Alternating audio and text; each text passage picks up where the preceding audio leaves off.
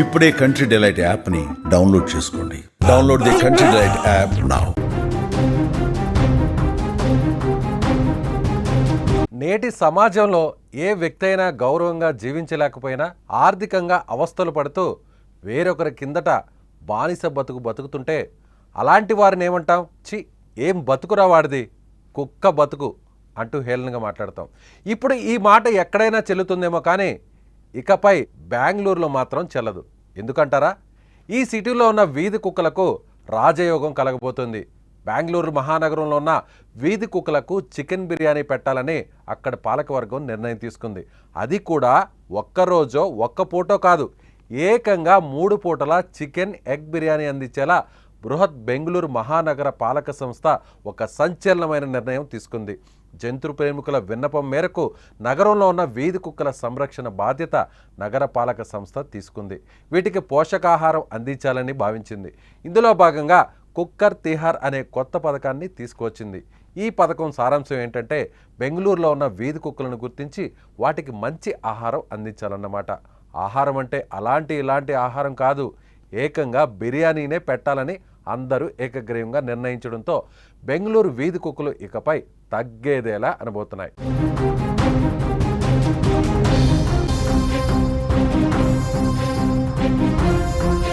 బెంగళూరు నగరంలో ఉన్న వీధి కుక్కల డేటాను అధికారులు ఇప్పుడు సేకరించారు. ఇప్పటి వరకు మొత్తం 2,80,000 వీధి కుక్కలను ఈ మహానగరంలో గుర్తించారు. వీటిలో తొలి విడతలో భాగంగా 5,000 కుక్కలకు క్వాలిటీ ఫుడ్ అందించాలని నిర్ణయించారు అధికారులు.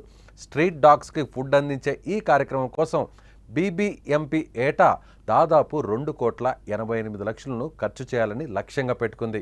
ఈ నూతన పథకం ప్రకారం ప్రతి కుక్కకు రోజుకు 367 గ్రాముల బిర్యానీని అందించబోతున్నారన్నమాట. ఇందుకోసం ఒక్కో కుక్కకు రోజుకు 22 రూపాయల చొప్పున ఖర్చు అవుతుందని అధికారులు అంచనా వేస్తున్నారు. ఈ క్రమంలోనే ఈ పథకం అమలు కోసం ఫుడ్ లైసెన్స్ పొందిన క్యాటరర్ల నుంచి టెండర్లను కూడా పిలిచేశారు అధికారులు. ఇందుకోసం బెంగళూరు వ్యాప్తంగా వీధి కుక్కలకు ఫుడ్ని పెట్టడానికి ఇప్పటికే 125 ప్రదేశాలను కూడా గుర్తించారు. నగరంలో మొత్తం 8 జోన్లలో ఈ ఆహార పంపిణీ సేవలను అందించాల్సి ఉండగా ప్రతి జోన్కు ఏటా 36 లక్షల రూపాయల బడ్జెట్ను కేటాయించింది ప్రభుత్వం. ఈ పథకంలో ఎంపిక చేయబడిన పంపిణీదారులు కేంద్ర వంటశాలల మౌలిక సదుపాయాలను ఏర్పాటు చేసుకోవడంతో పాటు కరెంటు, నీరు వంటి సదుపాయాలను కూడా సమకూర్చుకోవాల్సి ఉంటుంది. అలా అందించే ఆహారం పరిశుభ్రంగా, సురక్షితంగా ఉండేలా అన్ని ప్రమాణాలను పాటించాల్సి ఉంటుంది.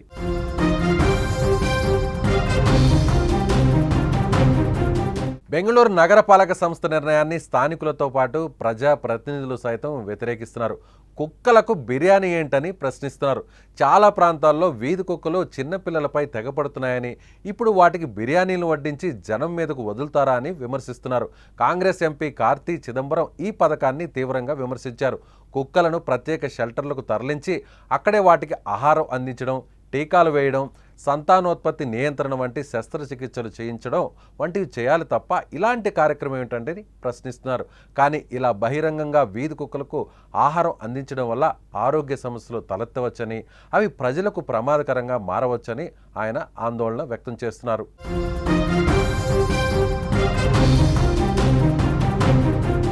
ఇకపై ఎవరైనా కూడా బెంగళూరులో కుక్కల గురించి మాట్లాడాలంటే ఇదేం బతుకురా, కుక్క బతుకు అని మాట్లాడకూడదు. బెంగళూరులో ఉన్న కుక్కల మేలురా, అలాంటి బతుకైనా బతకాలరా. 3 పూటలా ఫుల్గా బిర్యానీ, ఎగ్ బిర్యానీ, చికెన్ బిర్యానీ, తిన్నవాడికి తిన్నంత, తిన్న సునకానికి తిన్నంత. సో ఇప్పుడు ఈ పథకం గురించి సర్వత్రా విమర్శలు వ్యక్తమవుతున్నాయి. మీకేమనిపిస్తుంది? బెంగళూరు నగరపాలక సంస్థ తీసుకున్న ఈ నిర్ణయాన్ని మీరేమని సపోర్ట్ చేస్తున్నారా, విమర్శిస్తున్నారా, వ్యతిరేకిస్తున్నారా? అయితే కామెంట్ చేయండి.